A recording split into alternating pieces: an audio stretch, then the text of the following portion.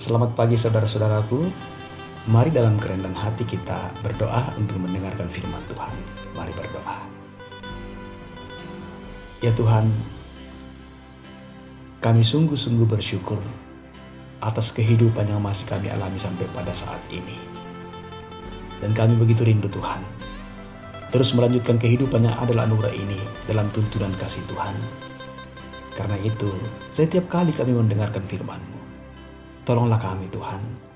Kami terus dimampukan memahaminya dengan baik dan terus dikuatkan, dituntun di dalam melakukannya.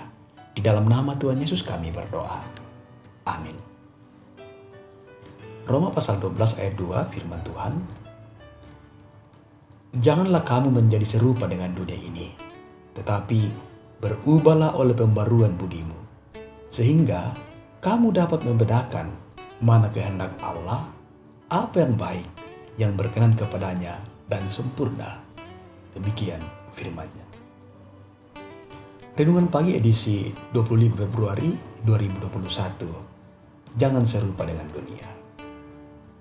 Saudaraku, bunglon selalu dikaitkan dengan orang yang tidak tetap pendiriannya, memihak ke sana sini asal menguntungkan dirinya.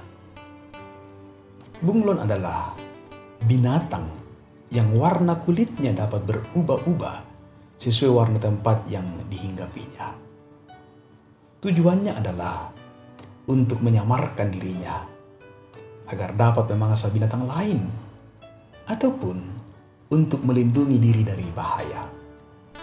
Namun saudara, bila ada orang yang dijuluki sebagai manusia bunglon, maka sebutan itu sama sekali tidaklah membanggakan.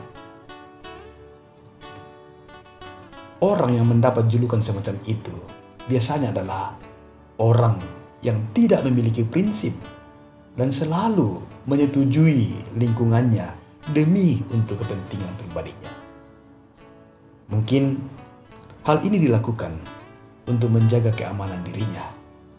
Namun bagaimanapun, manusia bunglon sangat sulit mendapat penghargaan dari orang lain, apalagi mau mendapat penghargaan dari Tuhan. Saudara, Tuhan menghendaki agar kita tidak menjadi manusia bunglon.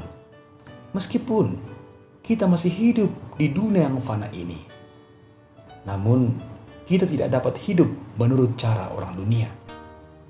Kita harus terus belajar dan berjuang untuk hidup sesuai dengan apa yang kita imani. Dan warna hidup yang kita imani itu harus jelas dimanapun kita berada sebagai warna hidup kita. Firman Tuhan hari ini dengan tegas mengatakan dari Roma 12 ayat 2. Janganlah kamu menjadi serupa dengan dunia ini, tetapi berubahlah oleh pembaruan budimu, sehingga kamu dapat membedakan mana kehendak Allah, apa yang baik, yang berkenan kepadanya dan sempurna. Saudaraku, inilah cara hidup yang harus terus kita perjuangkan dan lakukan dengan meminta pertolongan Tuhan.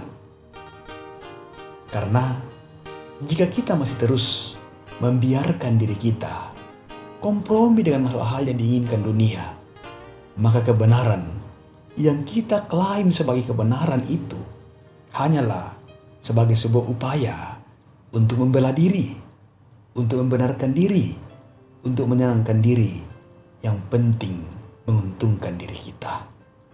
Karena sesungguhnya kita belum bisa membedakan mana yang benar, mana yang salah, mana keinginan kita, dan mana keinginan Tuhan.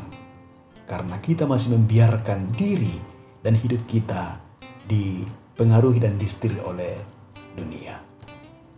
Saudaraku, menghidupi apa yang kita imani memang mengandung risiko, ditolak, bahkan bisa saja dimusuhi teman yang masih mengikuti cara-cara dunia.